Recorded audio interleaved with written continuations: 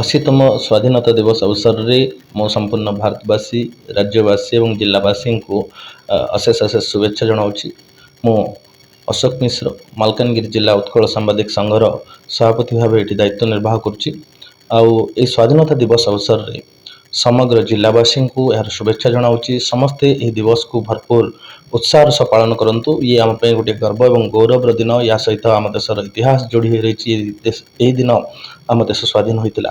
ଏହି ଦିବସର ସମସ୍ତଙ୍କୁ ଶୁଭେଚ୍ଛା ସହ ଆମେ ଏତିକି ହିଁ କାମନା କରିବା ଯେ ଆସନ୍ତୁ ଘରେ ଘରେ ତିରଙ୍ଗା ଲଗାଇବା ଏବଂ ଦେଶ ସ୍ୱାଧୀନତାକୁ ହୃଦୟରୁ ଖୁସିର ସହ ପାଳନ କରିବା। ଏଥିପାଇଁ ଉତ୍କଳ ସାମ୍ବାଦିକ ସଂଘ ପକ୍ଷରୁ ମଧ୍ୟ ସମସ୍ତଙ୍କୁ ଶୁଭେଚ୍ଛା ଏବଂ ଶୁଭକାମନା ଜଣାଉଛି। ଆଉ ଏହି ସ୍ୱାଧୀନତା ଦିବସ ଅବସରରେ ବର୍ଷ ବର୍ଷ ଧରି ଓଡ଼ିଶା ଭାସ୍କର ଯେଉଁ ମିଡ଼ିଆ ଅନୁଷ୍ଠାନ ରହିଛି ତା ପକ୍ଷରୁ ଯେଉଁ ଆୟୋଜନ କରାଯାଉଛି ମା ତୁଝେ ସଲାମ କାର୍ଯ୍ୟକ୍ରମ, ୟାକୁ ମଧ୍ୟ ଆମେ ସଲାମ ଜଣାଉଛୁ।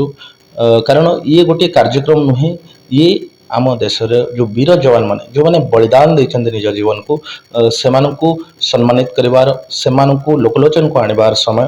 ସେମାନେ ଗୋଟେ ଉତ୍ସାହ ଏବଂ ପ୍ରୋତ୍ସାହନ ଦେଉଛନ୍ତି। ତେଣୁ ତାଙ୍କର ଏହି କାର୍ଯ୍ୟକ୍ରମକୁ ହୃଦୟରୁ ସାଧୁବାଦ ଏବଂ ଧନ୍ୟବାଦ ଜଣାଉଛି। ଏହି କାର୍ଯ୍ୟକ୍ରମରେ ମାଲକାନଗିରି ଜିଲ୍ଲାରେ ମଧ୍ୟ ଅନେକ ବଳିଦାନ ଦେଇଥିବା ଯବାନମାନେ ସେଠାରେ ଯାଇ ତାଙ୍କ ପରିବାର ସମ୍ମାନିତ ହୋଇଛନ୍ତି, ତାଙ୍କର ଗୁଣଗାନ କରାଯାଇଛି, ଯାହାକୁ ଆମେ ହୃଦୟରୁ ସଲାମ ଜଣାଉଛୁ।